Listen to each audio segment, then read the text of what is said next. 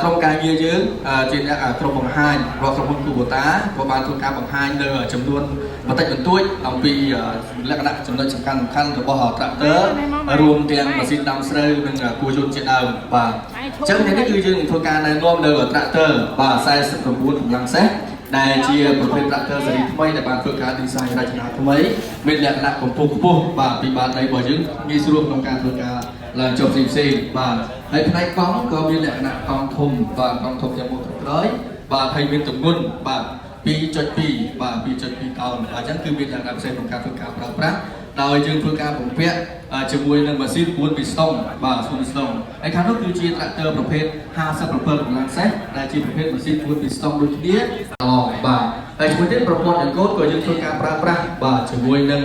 ប្រព័ន្ធបូមប្រេងមានលក្ខណៈងាយស្រួលដល់ផាសុកភាពក្នុងការធ្វើការបើកបរដែលយើងធ្វើការរចនានៅប្រព័ន្ធធ្វើការប្រើប្រាស់ត្រូវបានបែងចែកដាច់ពីគ្នាហើយគឺមានប្រព័ន្ធ Trust Control ដែលបានធ្វើការជួយបញ្ជាឧបករណ៍របស់យើងបានយ៉ាងប្រសើរជាងមុនបាទហើយផ្នែកខាងក្រោយទៅទៀតក៏យើងមានធ្វើការរចនាជាមួយនឹងឧបករណ៍សំដៅសម្បកទាំង Tractor 57កម្លាំងសេះនិង49កម្លាំងសេះក្នុងការធ្វើការប្រើប្រាស់ដែលអាចធ្វើការជួររាស់ឬក៏ដឹកជញ្ជូនអូសសម្បកបានយ៉ាងងាយស្រួលផងដែរបាទចឹងគឺការប្រើប្រាស់ដូចជាផ្នែកបែបចំមុខគឺក៏យើងធ្វើការរចនាមានលក្ខណៈធំដើម្បីងាយស្រួលក្នុងការធ្វើការប្រើប្រាស់ទាំងការរៀបចំដីស្រែផងដែរបាទអញ្ចឹងគឺមានលក្ខណៈស្រួលហើយ tractor ទាំងពីរគ្រឿងនេះគឺធ្វើការផលិតថ្មីសំខាន់គឺតាក់ទងជាមួយនឹងការប្រើប្រាស់ជាមួយនឹងដីចម្ការតែម្ដងគឺការអនុវត្តជាមួយនឹងការងារចម្ការដោយផ្ទាល់តែម្ដងបាទអញ្ចឹងផ្នែកកណ្ដាលនេះគឺកន្លែងដែលយើងធ្វើការឡើងបើកបរគឺមានភាពងាយស្រួលបាទធ្វើឲ្យមានការរចនាមួយផ្នែកកៅអីក៏មានលក្ខណៈទន់ស្រួលក្នុងការធ្វើការប្រើប្រាស់បាទធ្វើការប្រើប្រាស់ងាយស្រួលក្នុងការធ្វើការបើកបរផ្ដល់ភាពបើកបរនៅផាសុកភាពជាមួយនឹង tractor 49កម្លាំងសេះនិង57កម្លាំងសេះទូទៅតែម្ដងបាទចឹង57កម្លាំងសេះនេះគឺលក្ខណៈពិសេសគឺយើងមានធ្វើការ4ពីស្តុងបន្ថែមប្រព័ន្ធ turbo បាទមានប្រព័ន្ធចង្កឹះលេខ Santro Shuttle បាទហើយ tractor ទាំងពីរនេះក៏បានធ្វើការបន្ថែមនៅដែកទ្រាប់នៅបាន tractor ដើម្បីការពារការប៉ះទង្គិចនៅប្រព័ន្ធបញ្ជាផ្សេងទាំងប្រព័ន្ធ mechanic ដែលធ្វើការបញ្ជានៅផ្នែកខាងក្រោមនេះគឺយើងធ្វើការបន្ថែមការបើកបរដោយសារពីមុនគឺ tractor MU55 នេះគឺយើងអត់មានឧបករណ៍បំពាក់នេះគឺធ្វើមានការផលប៉ះពាល់ច្រើនជាមួយនឹងឧបករណ៍បញ្ជាខាងក្រោមឬក៏ជាមួយនឹងបាន tractor របស់យើងផ្ទាល់បាទហើយមួយទៀតគឺបញ្ញងផ្នែកដុំកង់នេះគឺយើងធ្វើអភិវឌ្ឍជាបញ្ញងធំបាទហើយគឺកាត់បន្ថយសំឡេងក្នុងការធ្វើការប្រើប្រាស់នៅពេលដែលធ្វើការបើកបរជួរផ្សេងបាទអញ្ចឹងគឺការលក្ខណៈពិសេសផ្ទាល់ជាមួយនឹង tractor ស៊េរីថ្មីផ្ទាល់តែម្ដងបាទហើយផ្នែកខាងក្រោយមួយទៀតគឺយើងធ្វើការអភិវឌ្ឍផ្នែកដង្កៀបក្តាមបាទមានលក្ខណៈធំបាទក្នុងការធ្វើការប្រើប្រាស់ហើយយើងអាចធ្វើការប្រើប្រាស់ជាមួយនឹងឧបករណ៍ជាមួយនឹងស៊េរី60និង70កម្លាំងសេះបានយ៉ាងងាយស្រួលក្នុងការផលិតថ្មីនេះផ្ទាល់តែម្ដងបាទចឹងគឺផ្នែកខាងមុខនេះមានទាំងរបាំងកាតនេះគឺសម្រាប់ធ្វើការការពារណាក្នុងការប្រើប្រាស់ជាមួយនឹងដីចម្ការបានយ៉ាងល្អប្រសើរបាទបានល្អប្រសើរបាទហើយការបើកបរគឺមានលក្ខណៈងាយស្រួលក្នុងការបញ្ជាជាមួយនឹង tractor នេះផ្ទាល់តែម្ដងបាទចឹងនេះគឺជាលក្ខណៈពិសេសដែលធ្វើការបង្ហាញជូនទៅដល់ផ្នែកងារចែកចាយហើយជាបន្តទៀតក្រុមការងារយើងនឹងធ្វើការបង្ហាញជូនទៅដល់ផ្នែកងារចែកចាយនៅឧបករណ៍ពីរទៀតដែលធ្វើការបង្ហាញជូនបាទចឹងសូមអរគុណបាទទី1គឺ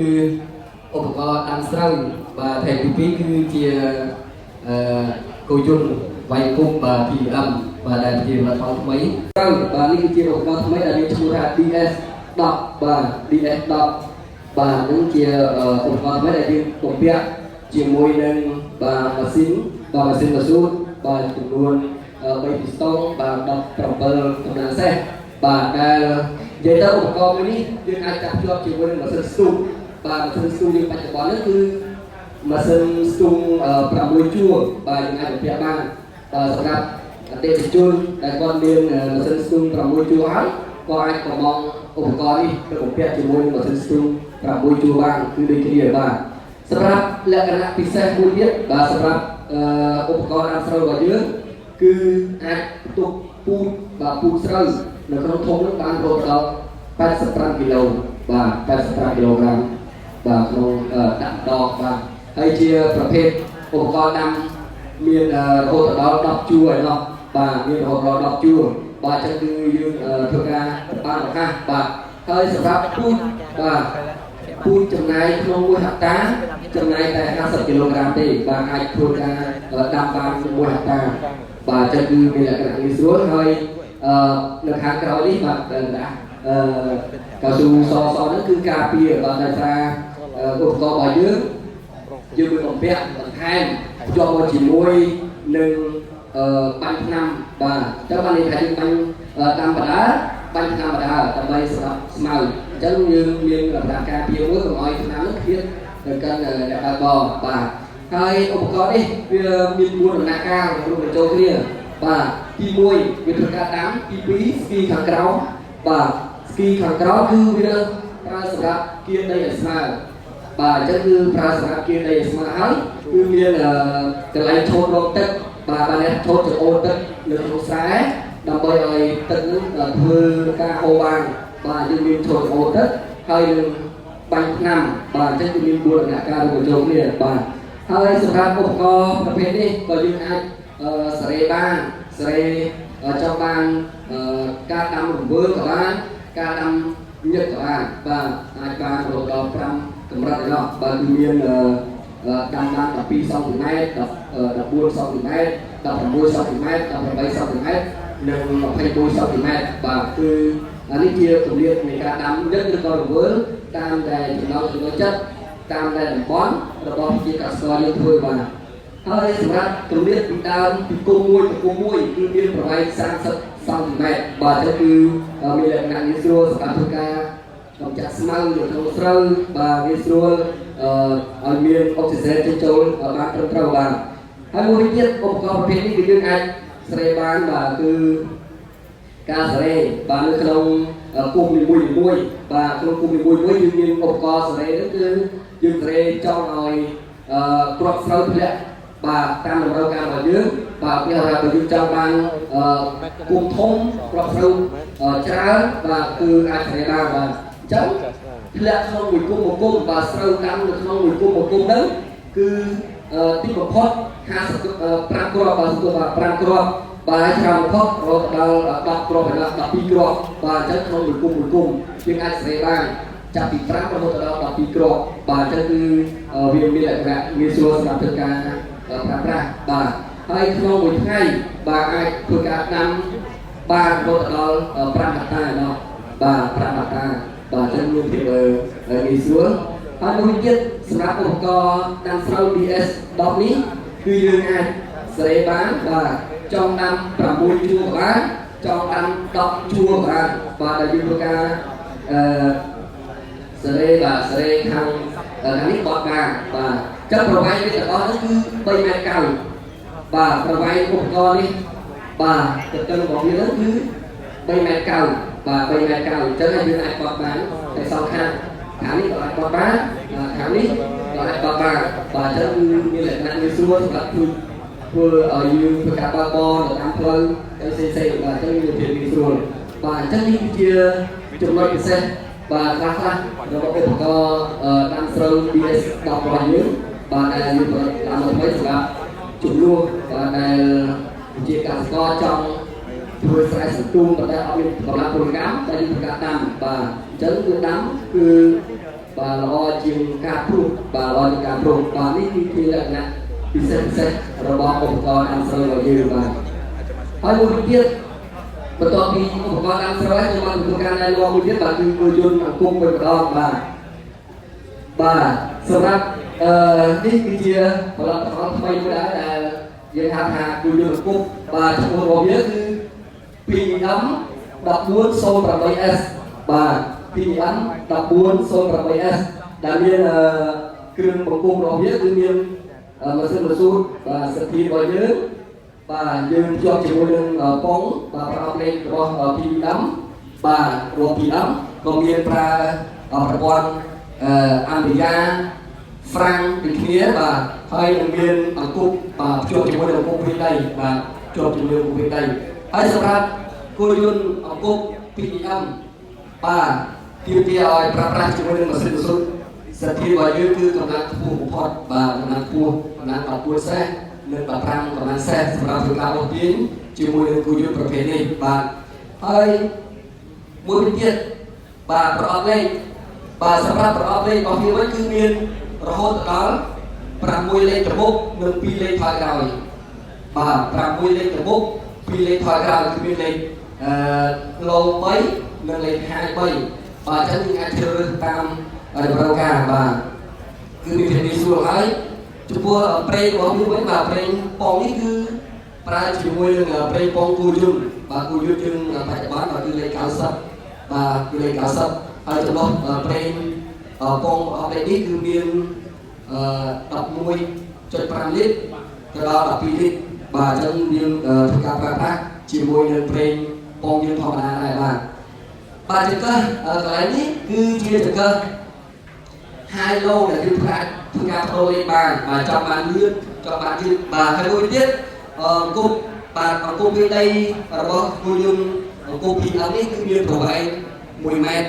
បាទមានប្រវែង1 ម៉ែត្រអញ្ចឹងយើងអាចធ្វើការជំនួសដែលប្រជាកសិករចង់ប្រើប្រាស់បាទធ្វើការវាយដីបាទប្រើប្រាស់ជំនួស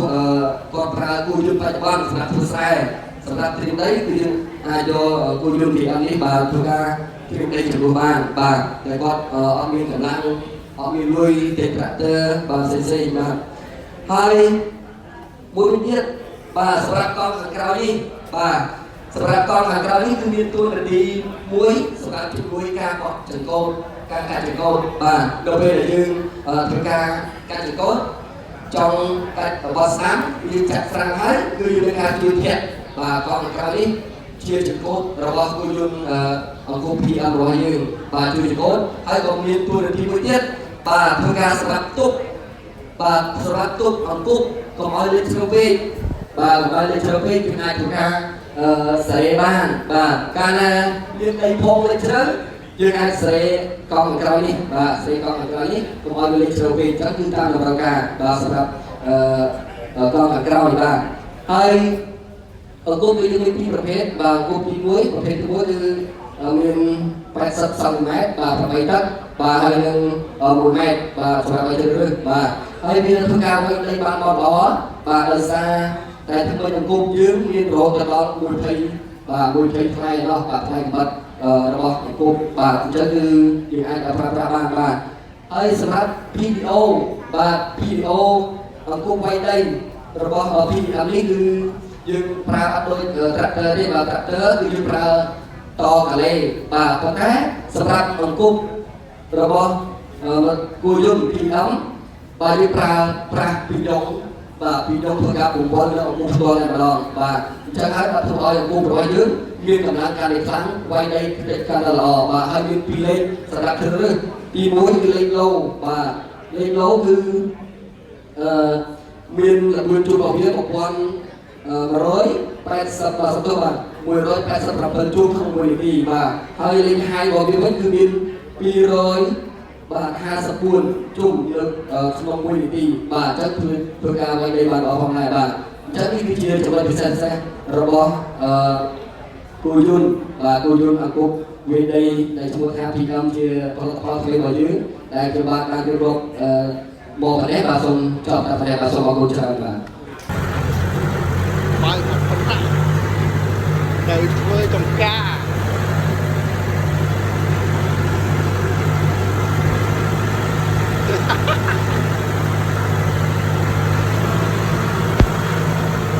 គូបូតា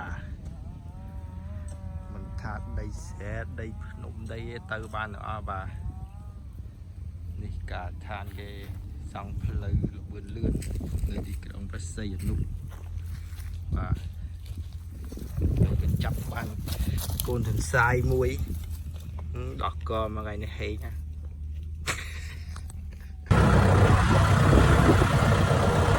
ដោះពេលស្កាត់កម្មចាប់បានទន្សាយមួយ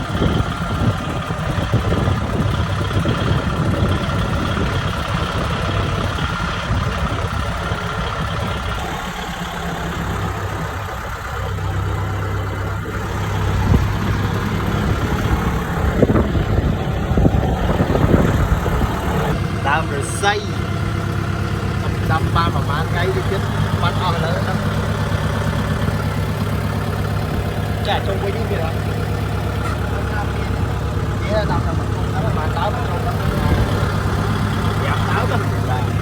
tích mà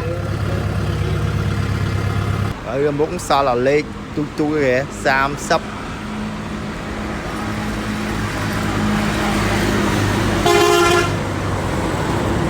cái hà đồng vậy nhà đi mã đi bài mà còn play hỏi thợ ban mọi chương máu này lại bị xa ơi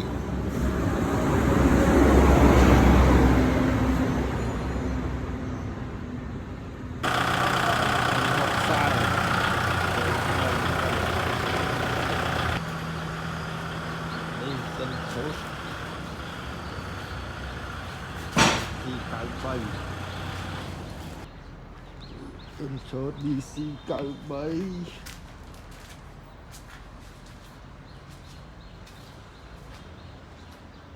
Tên số DC chất sắp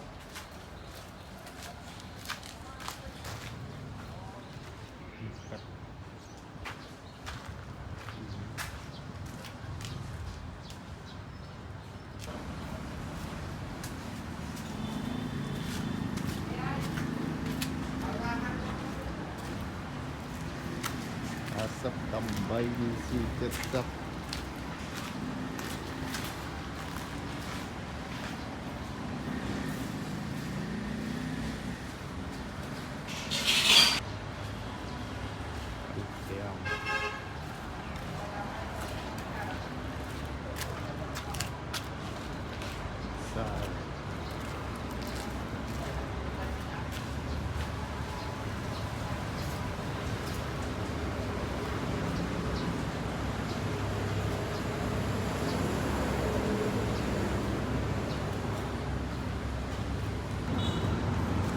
Tên tập hiệp Việt Nam mà đã ra cho mày Cầm ta thay bà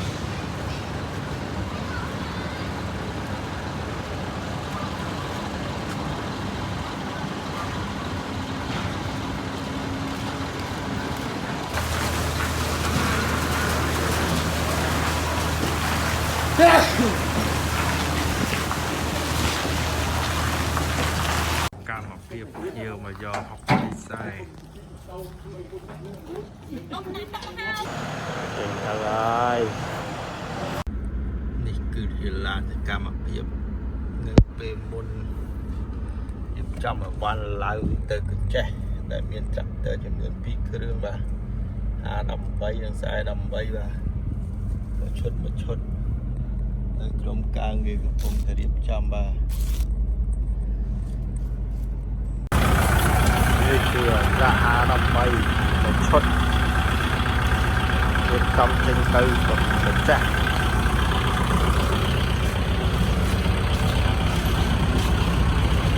มวยดังเอาหาสลับไปชดลาน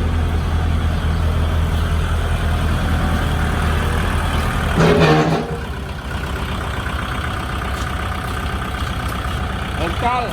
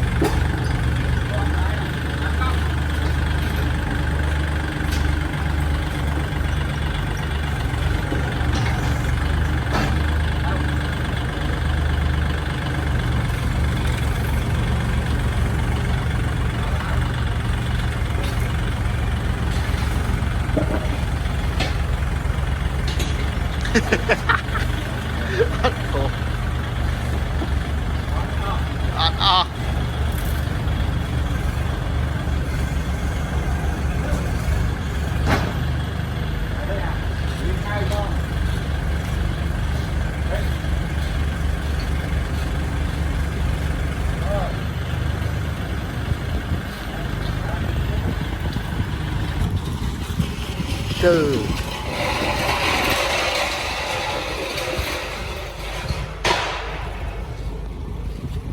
កម្មភាពសម្លាក់តុកដាក់រថយន្តត្រៀមឡើងទៅកញ្ចេះឧបតា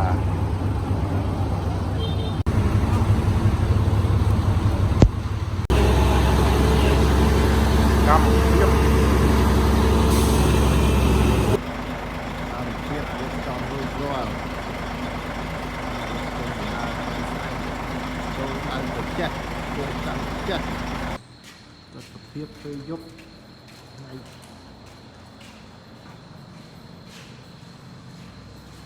គឺវល់តើបានហួរពេលនេះធ្វើការច្រើនពេកហើយដាក់អាទៅដល់ហើយ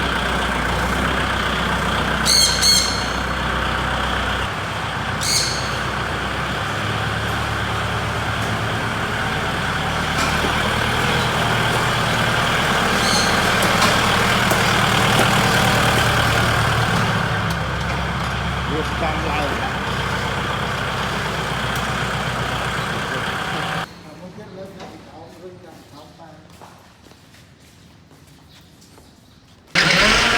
ចេញទៅហើយទៅចាក់កំពុងឆ្នាំអុយដាក់យកមកធ្វើ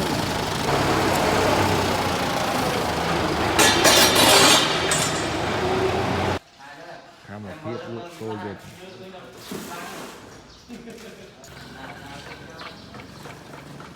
នេះកម្មភាពទំតម្លាក់ចិត្តខ្សែហើយដែលបំពាក់ឧបករណ៍រួចពីស្រេចចាំវិធីមកយកទៅដល់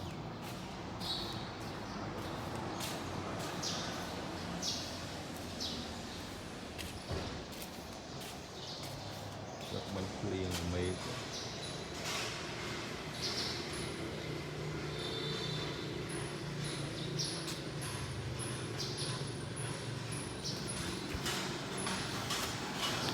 ตนอซาบมาไปเตรียมตนอខ្មៅណា ตนอយងជែកហ្នឹងតនอ ចិត្តខ្សែនេះគ្រូស្រី រៀបសួរគ្រូម៉ែបងប្អូននាងចុងថ្ងៃនេះមកបង្ហាញអតិថិជនអំពីរបៀបការប្រើប្រាស់ tractor M6240 SUA ជាដំបូងយើងត្រូវការឡើងមកត្រូវការកាន់ឡើងយើងជាន់មុនមិនជិះអាតាមមុនហើយយើងឡើងទៀតគួយទៅវិញហោកូនដល់ពេលយើងបញ្ឆេះ tractor អាចទៅវិញបានអត់បញ្ឆេះយើងមកទីមួយហើយពុះតែលេខនេះដែរគឺចង្កេះលេខអូតូទៅមុខទៅក្រោយអត់ចាប់ជួនអង្គយ៉ាទេហើយខាងនេះគឺសញ្ញោបាទខាងនេះគឺហ្វាកូដនេះគឺផ្លេខាងនេះគឺអង្គែដៃពុកម៉ែបងប្អូនអាចធ្វើការរូអង្គែដៃអត់ចាប់ជួនអង្គែជើងអីយើងអាចរូអង្គែដៃបានខាងនេះគឺហ្វាកូដហ្វាខាងនេះនិងហ្វាខាងក្រោយខាងនេះគឺដមីសុំផ្លូវពុកម៉ែបងប្អូនធ្វើការឈប់ដាក់តើនៅចំណុចណាធ្វើការចុចសុំផ្លូវបានពោះផ្នែកខាងក្រោមវិញគឺនេះគឺខាងអង្គយ៉ាយើងធ្វើការឡើងឡានឡើងទូលខ្ពស់ៗយើងអាចជន់អង្គយ៉ាសាងលេខបានហើយផ្នែកខាងនេះគឺប្រាំងអានេះប្រាំងជើងអានេះគឺប្រាំងដៃយើងដល់ពេលយើងត្រូវការឈប់ចុះចំណោតអីយើងត្រូវការជន់ប្រាំងហើយយើងលុបប្រាំងដៃ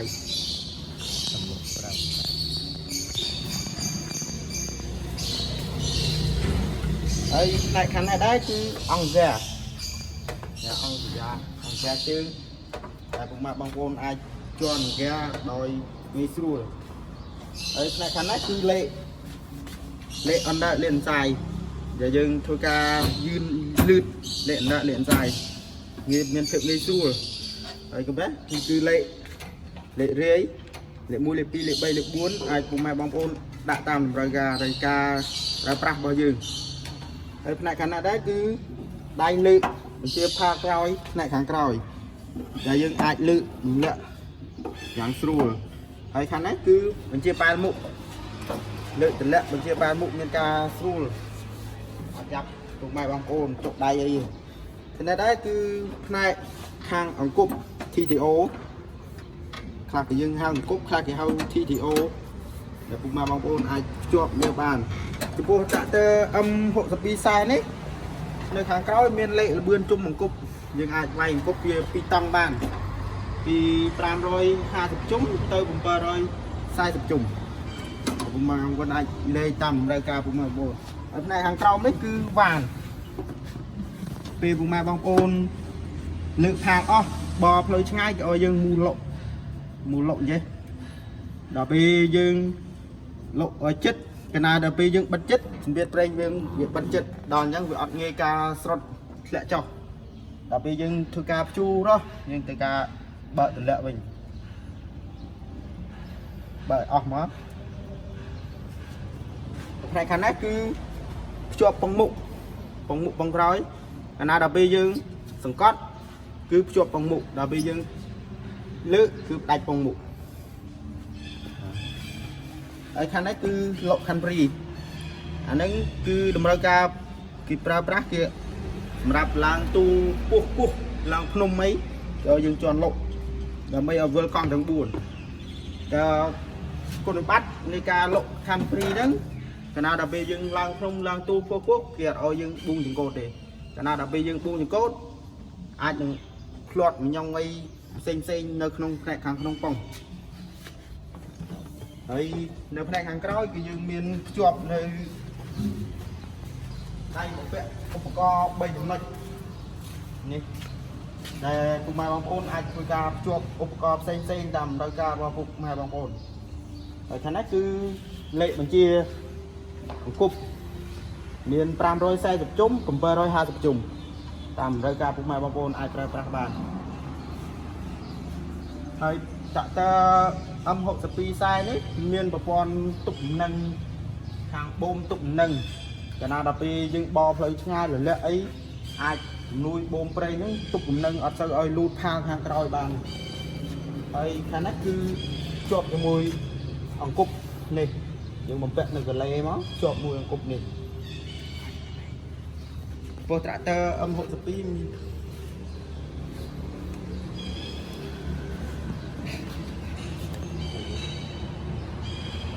ចំពោះកលេវិញនៅក្នុងកែគ្រឿងស្រាប់បងប្អូននៅក្នុងកែគ្រឿងនោះមានកែគ្រឿងគេស្រាប់សម្រាប់យើងបំពាក់ហើយចំពោះផ្នែកអង្គប់នេះសូមណែនាំអំពីវាប្រើប្រាស់ផ្នែកអង្គប់នេះយើងប្រើប្រាស់ចាក់ប្រេងលេខ140ប្រេងអង្គប់ហ្មងចំណុះតែ2លីត្ររៀងរាល់300ម៉ោងយើងត្រូវការផ្លាស់ប្ដូរប្រេងអង្គប់នេះដល់ពេលយើងប្រើប្រាស់បាន300ម៉ោងយើងត្រូវការផ្លាស់ប្ដូរហើយខាងនេះដែរគឺប្រេងដូចគ្នាដែរលេខ140ដែរមានចំនួន1លីត្រពេច5 300ម៉ោងផ្លាស់ប្ដូរដូចគ្នាបាទមានតែប៉ុណ្្នឹងហើយសម្រាប់តែអពុទ្ធពីផ្សេងសូមអរគុណ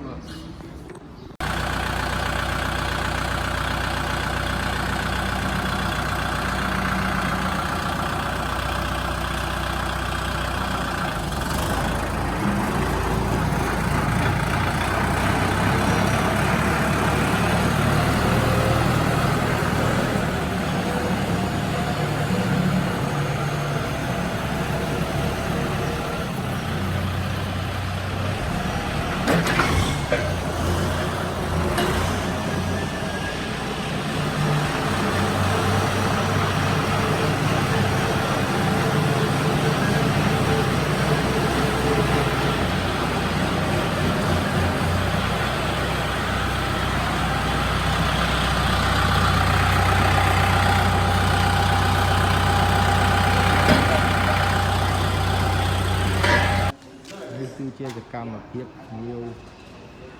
មកក្នុងកម្មអត្រៈ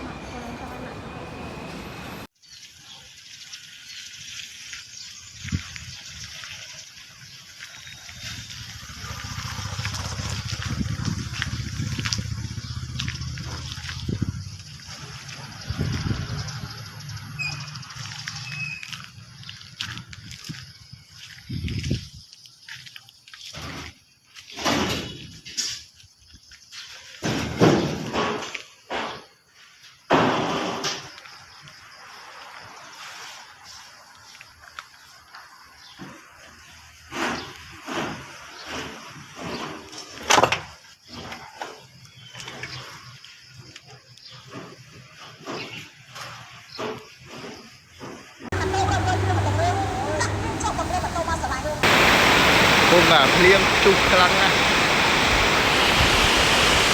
បាទវាមកយកត្រាក់ទ័រអតិថិជននាំបងប្អូនមកមើលអត្រាក់មុននឹងចាក់ចេញ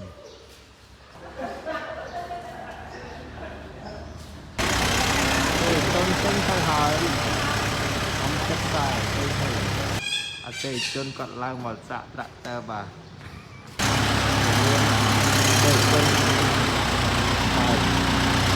រៀបចំពេញដំណើរ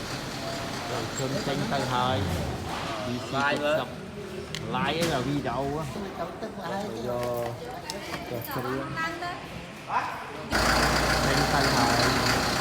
DC 70មួយហើយDC 70ចេញទៅធ្វើអាជីវកម្មរបស់គាត់បាទពន្យល់ពីការប្រើប្រាស់របស់អតិថិជនមុនចេញទៅបាទកាលណាយើងប្រកទៅឡើងដំណើរដល់ប្រកបណាយើងបាច់រត់វាទៅយើងប្រកពីទៅកៅឲ្យធ្លាក់ដល់សវិញចាប់ពីរត់វាហ្នឹងមកវាអត់បើសិនតែនៅវាដល់ប្រកបហ្នឹងទៅមកវាឆៃហើយដល់វាចុះខ្លួនឯងវិញទៅឲ្យវាស្វាក់ខ្លួនវាស្វាក់ខ្លួននេះចាំវិញចុះបើសិនវាមកយកអត្តតាពីខ្សែគាត់តាមទៀតជាមកដល់តម្លើផារៀបចំចេញជូនភ្ញៀវផាอะไรហ្នឹងគ្រប់អមឯងមើលផាណាច្បាស់ផងព្រោះឯងខ្លាចវាខុសគ្នាណាអញ្ចឹងចង់ជាក់អញ្ចឹងណាមួយស៊ីនព្រោះឯងសៀមរាបមិនមានលុយពួករបស់ថៃរបស់ឯងច្រើនកាលក្រុមហ៊ុនដែរមិនដែរក្រុមហ៊ុនខ្លះគេយករបស់និយាយចឹងមានអាពីធឺអញ្ចឹងណាសួរគេច្បាស់ហើយអញ្ចឹងណា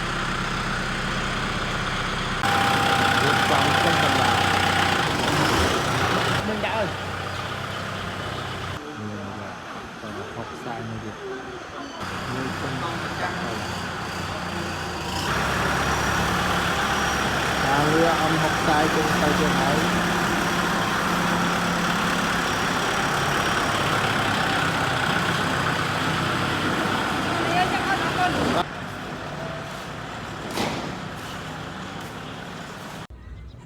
ចំណេះសំណាលជាមួយនឹងអតិថិជនទឹមតែមកយកអំហុកខ្សែហើយបាទ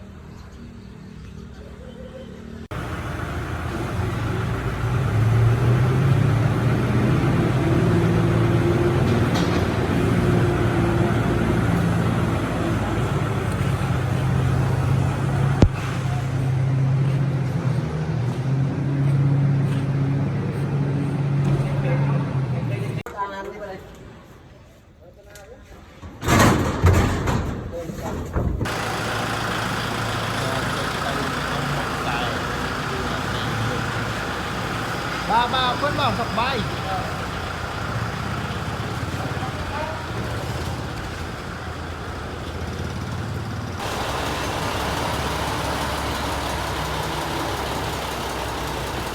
បានមកទៅហើយតុកថ្មីបាទអរគុណត្រៀមទម្លាក់ថ្មីបាទនិស្សិតបងប្អូនទាំងអស់គ្នានេះគឺជាអត្រា M6240 សេរីថ្មីតំចូលមកដល់ស្តុកក្តៅបាទចូលមកពីគ្រឿងមាននៅក្នុងស្តុកស្រាប់បងប្អូនមានតម្រូវការរួចរាល់ឡើងយកទៅហើយអវ៉ាន់មានស្រាប់ហើយនៅអំចិត្តខ្សែមួយគ្រឿងទៀតមកចូលបាទនេះជា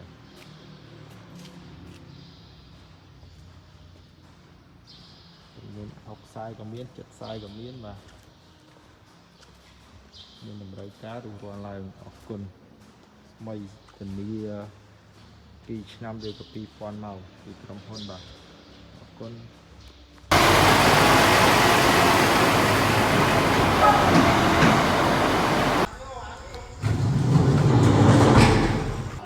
កម្មភាពភ្ញៀវមកយកតាក់តើ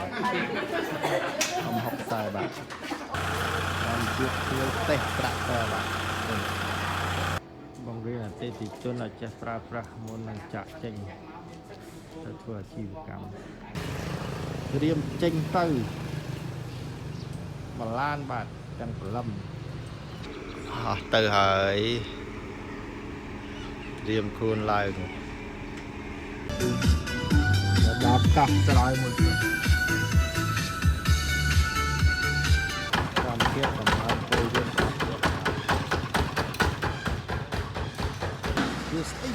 នេះគឺជាតាក់ទ័ MU ស៊េរី57កូនទីបាទ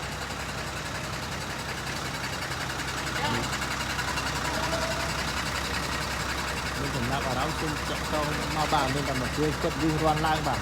អរគុណរៀបរយមកទៅខ្ញុំប្រចាំទៅ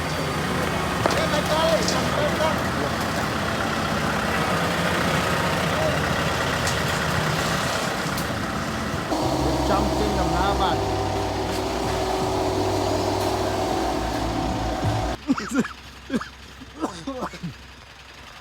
សកម្មភាពដឹកគោយន្តបាទផ្លូវមហាផ្លូវ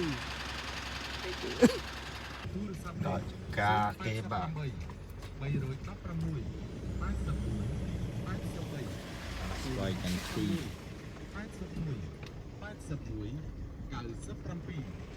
កម្មភាពបំរើគោយន្តជឿអតិថិជននៅកណ្ដាល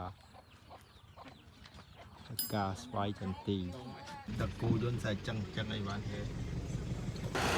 កម្មភាពភ្ញៀវសាស្ត្រដាក់តើទាំងយុទ្ធបាទចាំដឹងពីការកសាងរបស់ M52 បាទអរគុណបាទ ទៀតឲ្យបាទមួយនឹងម៉ាស៊ីនច្រូតនឹងត្រាក់ទ័របាទថ្មី2021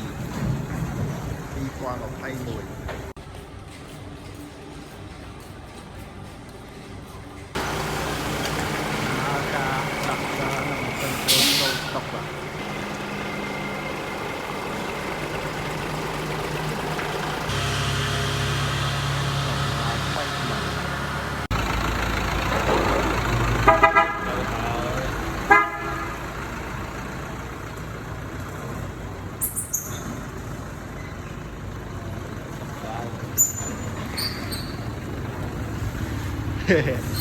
បញ្ចាស់ម៉ាស៊ីនច្រូត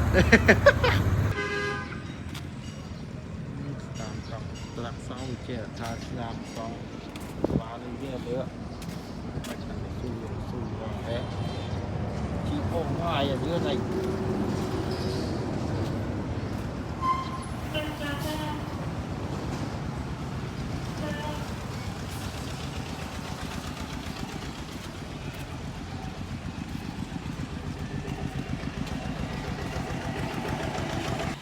កម្មភាពអតិថិជនមកដូរប្រេងបាទគ្រប់400ម៉ោង5018ទទួលសេវាកម្មដូរប្រេង400ម៉ោង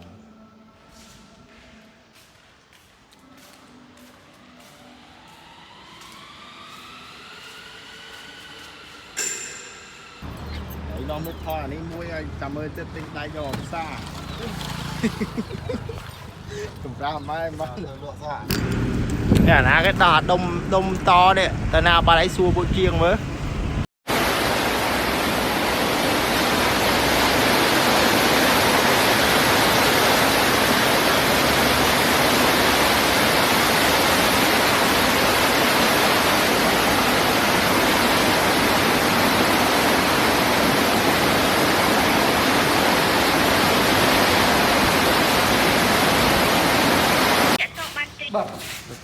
បាទដៃសកម្មភាពភ្ញៀវមកយកទឹកទីខ្លះបាទនុកទឹកទូតាសារៈសេរី M79500 ត្រូវជាមួយគប់នេះដែរបាទបាទ M79500 មួយគប់បាទភាពភ្ញៀវរៀបចំចេញដំណើរបាទតាមភាពភ្ញៀវនយោបាយបាទចាប់ជូន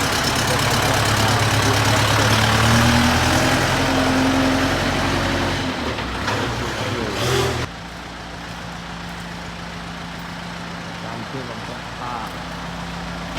រៀនគួរចិត្ត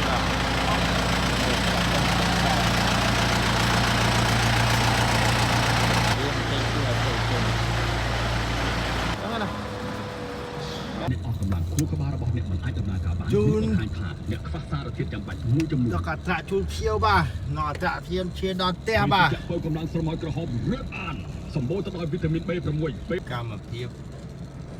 យកត្រាក់ជូនភ្ញៀវដល់កន្លែងផ្ទះគាត់បាទដោយសុវត្ថិភាពភាពជឿជាក់និងទុកចិត្តបានបាទកម្មភាពដឹកជញ្ជូនត្រាក់ភ្ញៀវបាទ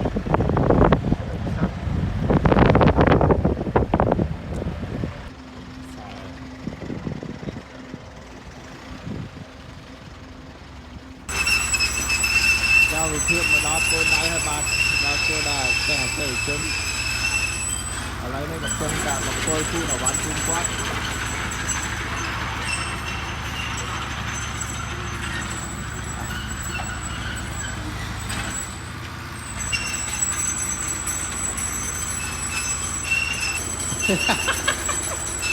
អត់ធ្វើហូបណារោគគេអត់បានធ្វើមិនធ្វើបាញ់ទេកម្មភាពមករៀនដល់ទីកន្លែងបាទ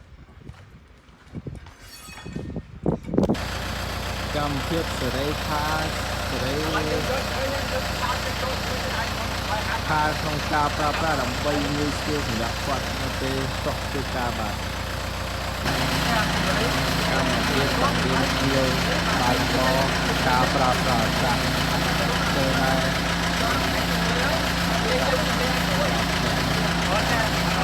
នាំពីការប្រើប្រាស់របស់ចាស់ហើយក៏ដាក់មកទៅទៅទៅ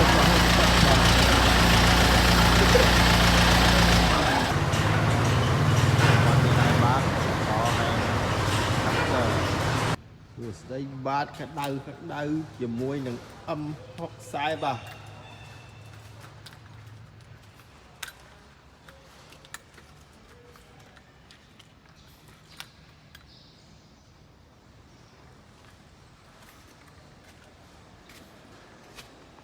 ដល់ទៀតហើយបាទជាមួយនឹង tractor M60 តុកថ្មីក្តៅ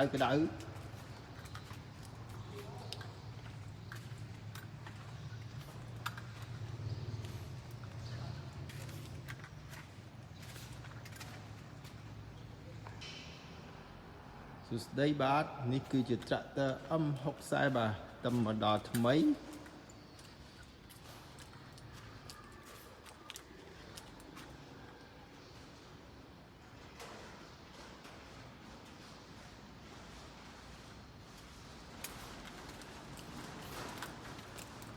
បាទសួស្តីនេះគឺជា tractor M series ស្ដីបាទនេះគឺជា tractor series M60 ដែលទើបចូលមកដល់ថ្មីហើយបើបងប្អូនណាមានចំណាប់អារម្មណ៍សូមធ្វើការទំនាក់ទំនងមកទូលានឡើងបាទសួស្តីបាទនេះគឺជាស្តុកថ្មីដែលទើបបញ្ចូលបាទដែលមាន tractor លេខ series M60 បើបងប្អូនណាមានចំណាប់អារម្មណ៍សូមអញ្ជើញធ្វើការតាក់ទងឥឡូវនេះបាទអរគុណតាមមកយើងមកយកមកចូលបាទ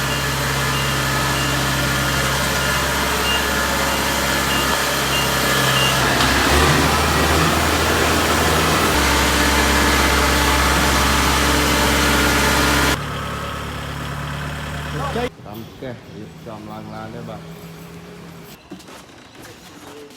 បាទទៀតវាមកយកចាក់ចែរបស់គាត់បាទកម្មភាពពុះសម្អាតមុខទីជាដើម្បីមើលឲ្យមានប្រព័ន្ធទៀតតិចបាទអរគុណកម្មភាពពុះបីឲ្យធ្វើឲ្យប្រព័ន្ធភាពកម្មភាពមុននឹងពុះស្មៅពេញមុខទីជាកន្លែងខាងរូបបាទភាពឈូសໄວតាប្រព័ន្ធភាពឡើងវិញបាទទៅចូលត្រៀមពេញដំណើរកម្មភាពប្រាក់ការអង្គពីត្រៀមពេញជួយអតិថិជនបាទកម្មភាពរៀបចំមុនចេញដំណើរបាទ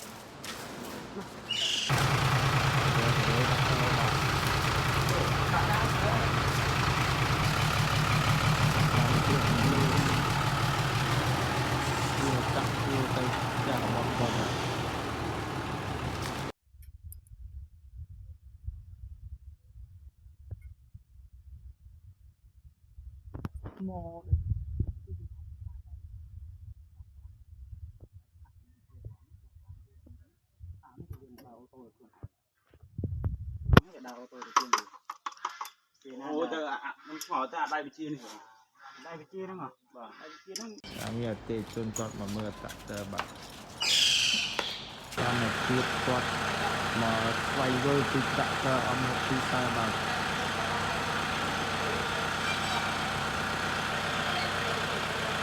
យើងស្វែងយល់ពីការប្រើប្រាស់របស់អំពីទីផ្សារ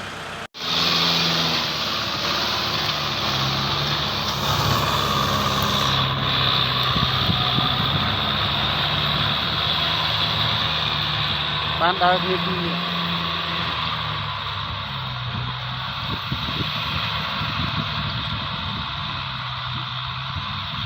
អត់ចង់សិននេះបាយលេងហ្នឹង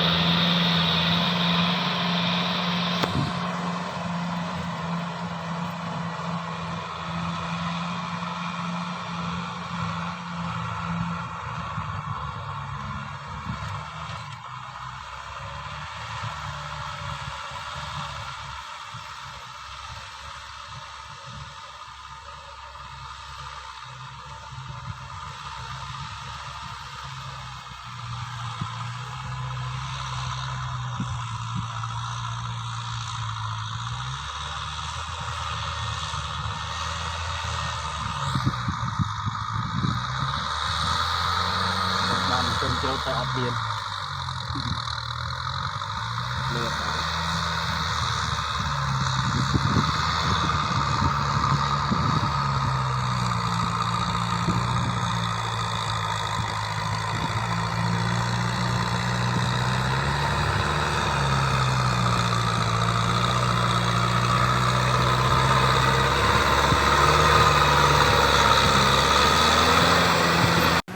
បាទ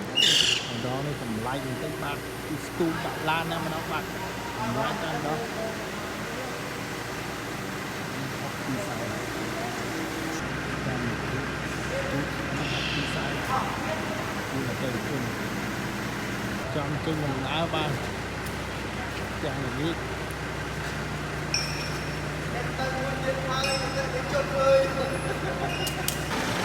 ចំជិញដំណើរបាទ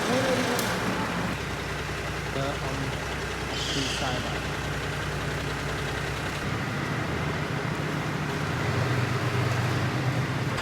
រៀបចំកាត់ទីផ្សារបាទរៀបចំទៅដំណើរបាទទេជនដែលជួយចាក់លើអំទីផ្សារទីសំតាមភាពនាំមកដាក់ជួយដល់ផ្ទះភ្ញៀវបាទទៀតដឹកប្រាក់គឺឲ្យចាក់ឲ្យទាំងពីរជនមកអានេះគឺការព្រៀបភ្ញៀវមកយកម៉ាស៊ីនសូត្របាទ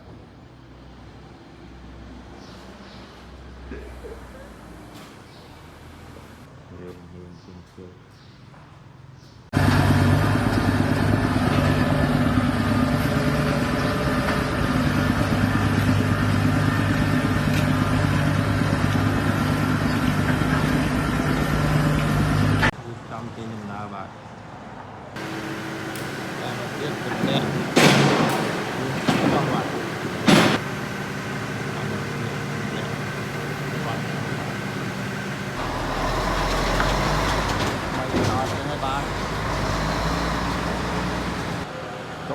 ក្តៅបាទប្រាក់តើរី60បាទប្រាក់តើពេញនិយមសម្រាប់បងប្អូនជាកសិករយើងបាទបានចូលមកដល់ស្តុកហើយបាទមានតម្រូវការរੂរាន់ហ្នឹងបាទអរគុណកម្មវិធីអតិថិជនមកមើលអត្តរបស់គាត់បាទជនមកយកម៉ាស៊ីនគាត់បាទមកគោយើងចំលុយយើងសាច់ថ្ងៃសុកបានគាត់យកបាទនេះគឺស្ថានភាពត្រាក់ទ័រនៅពេលដែលរៀបចំចេញដំណើរទៅធ្វើការបាទ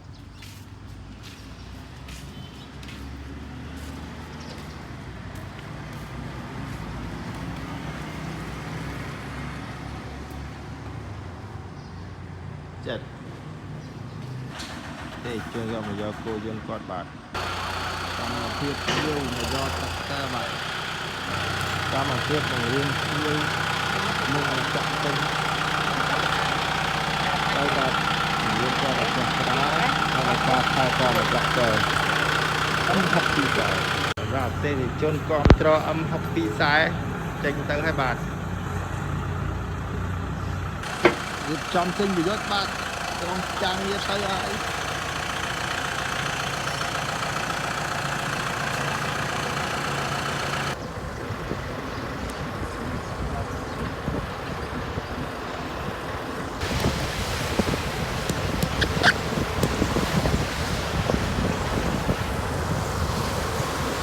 មកភាពធៀវមកសាក់ត្រាក់ទ័របាទពីគូប៊ូតាមានសបាយចិត្តនឹងទៅសាក់ទ័របាទកម្មភាពអស័កចេញដល់បាទM60បាទចេញដំណើរទៅឲ្យបាទ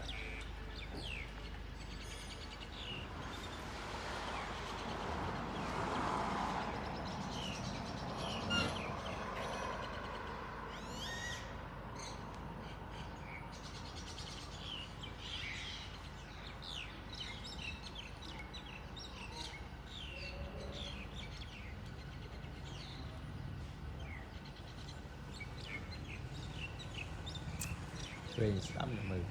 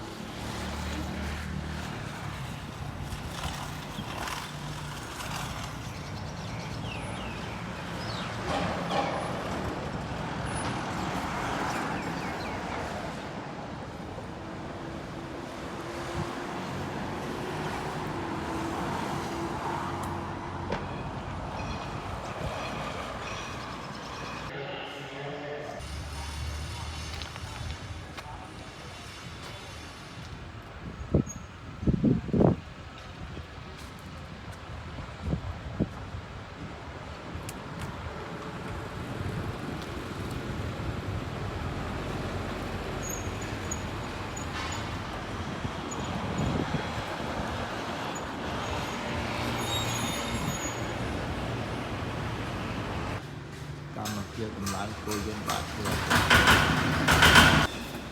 សិនចំនួន10កេះចេញទៅហើយបាទ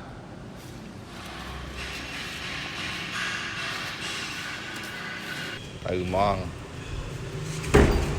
អូយ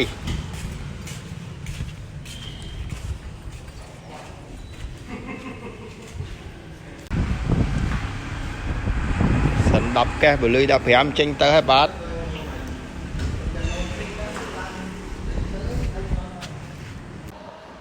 ចូលក្តៅឲ្យទៀតហើយបាទ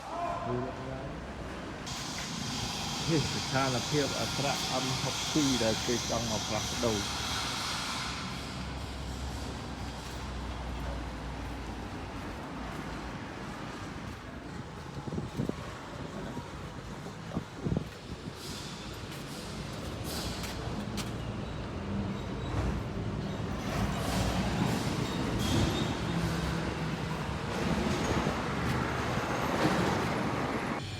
bữa chín mơ chín tờ mơ đai chín là trả nữa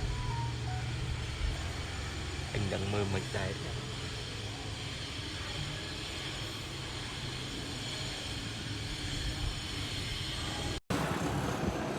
chạy nhanh và việc tiêu tiền vào cả tên là tiền mua trong các thị sản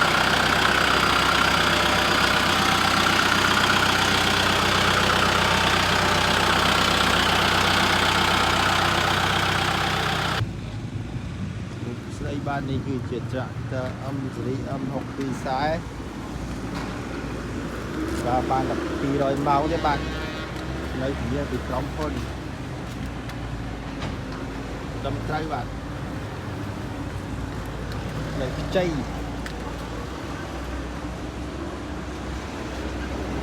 mấy tuần năm vào đó xong thương can thực hiện nó bạn ở tuần việc chăm chạy làm đá bạn chúng ta rồi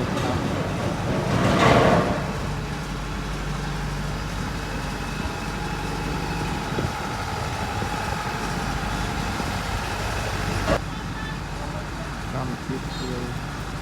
do VC rồi làmให้กับความความbạn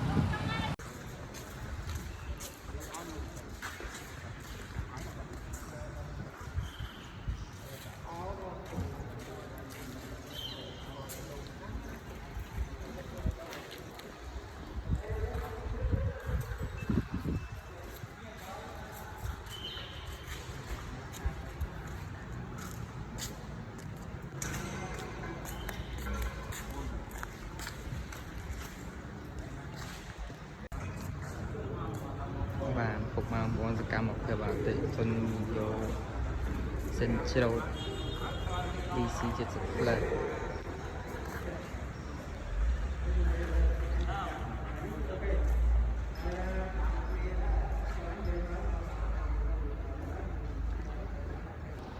cam ở phía bà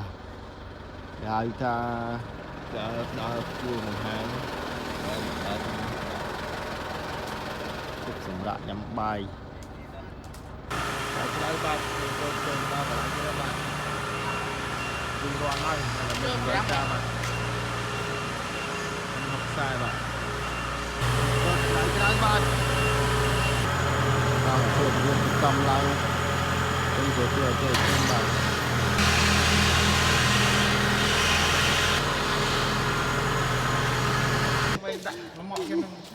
lấy đó tại ban đầu ta tệ chôn mà lấy cô sao tệ chôn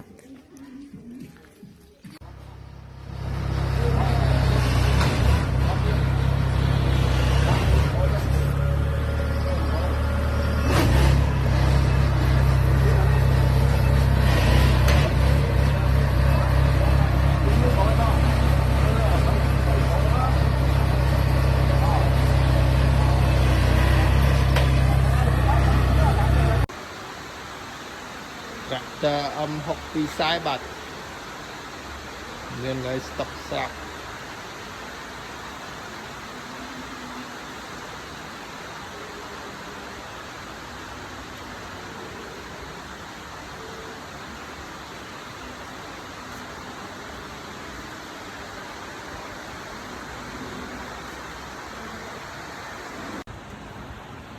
ត្រាក់ទ័រអំហុកពីខ្សែបាត់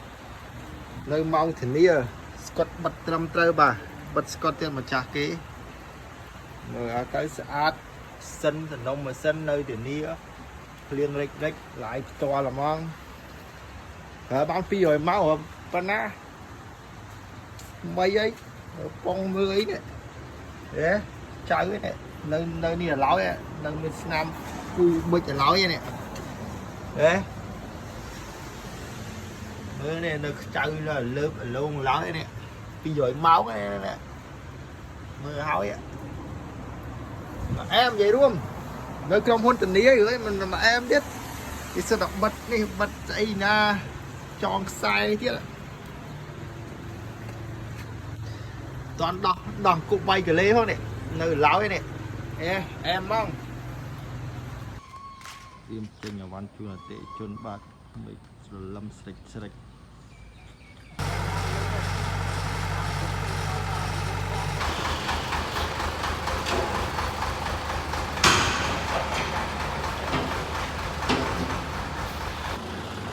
ដៅសាច់ដុំមុខផ្ទះ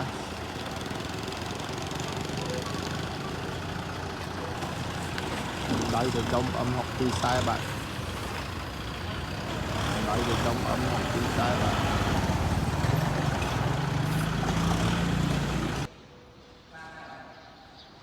សួស្តីបាទនេះគឺជាត្រាក់ទ័រស៊េរី M60 បាទដែលជាត្រាក់ទ័រពេញនិយមសម្រាប់បងប្អូនកសិករយើងបាទនេះគឺជាលេខ M62 ហើយជាប់គ្នាបាទ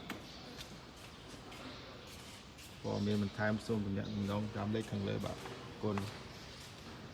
M60 បាទនេះថតដល់ប្រងថតដល់ទៅមើល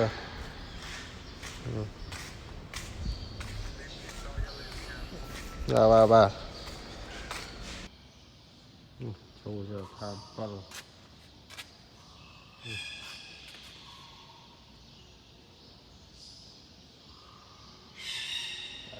អស់នេះស្អីធ្លុះចេះធ្វើរូបពឹងជាឲ្យជាការទាំងយប់ហ្នឹងពូមកក្បៃឲ្យមានរូបទេបៃតង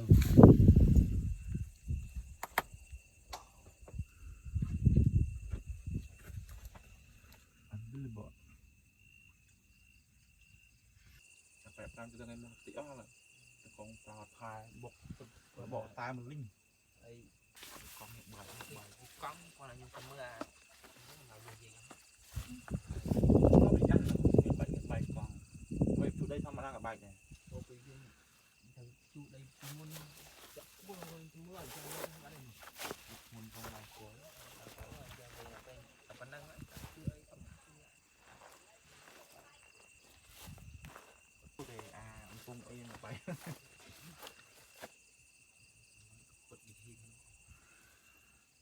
អត់ថែផងអត់ទៅដល់តាមដល់មក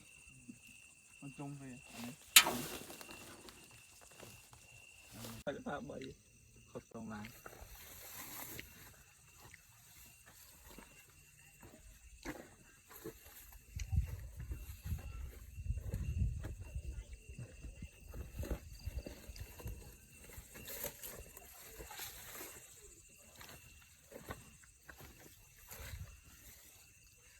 ដាក់នៅមានពូ3ពីអស់เลยយ៉ាក្មួយបាក់ជុំនេះអត់ចង់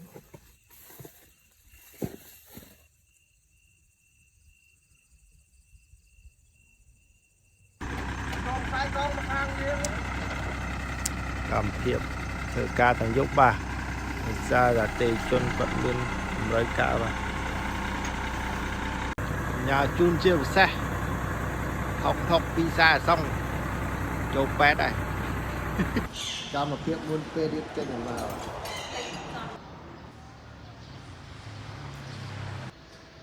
នេះលេខតួវាលាត់នេះ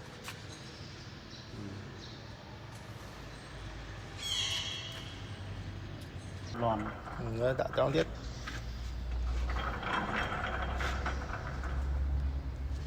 លាន់អីគេហ្នឹងលាន់អាពីខ្ញុំនិយាយហ្នឹងដល់បើណាទៀតមើលលឿន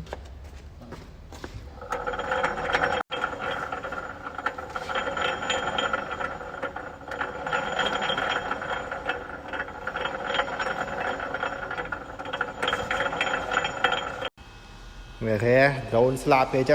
thế rồi cả bao này thế em mong họ đi lên cả ba này à trong bài tập họ sẽ rồi làm vẽ nghe mà tê lê đi chị ai ở kia này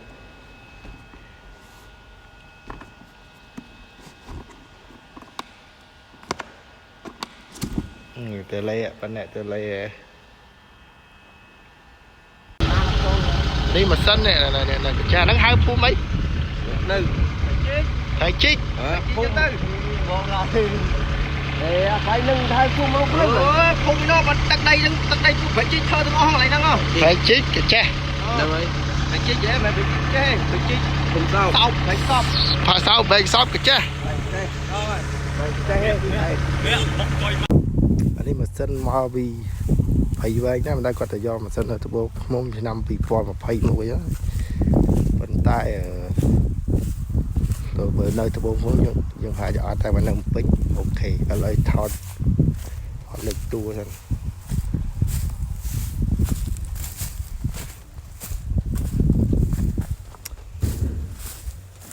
តិចថតលើកតួ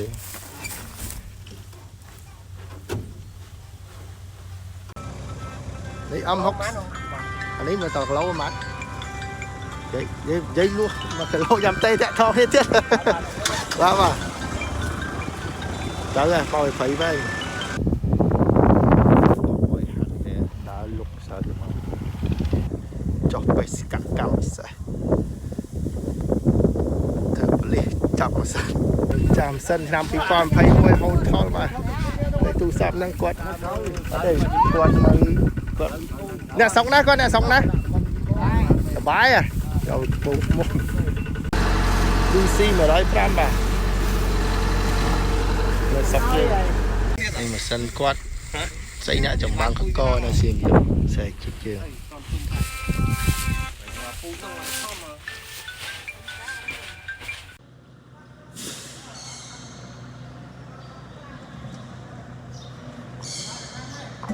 ត្រៀមទូរទស្សន៍យកបាទ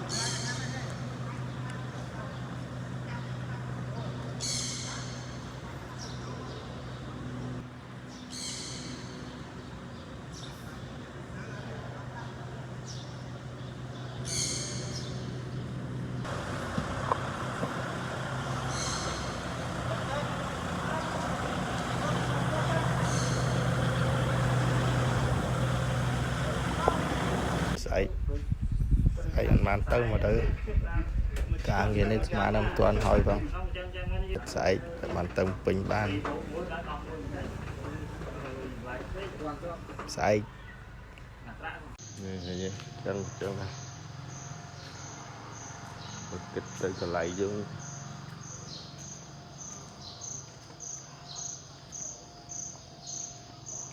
ហើយថាការរស់នៅឲ្យតែបានទៅមកឲ្យទៅរួចអាហ្នឹងដែរ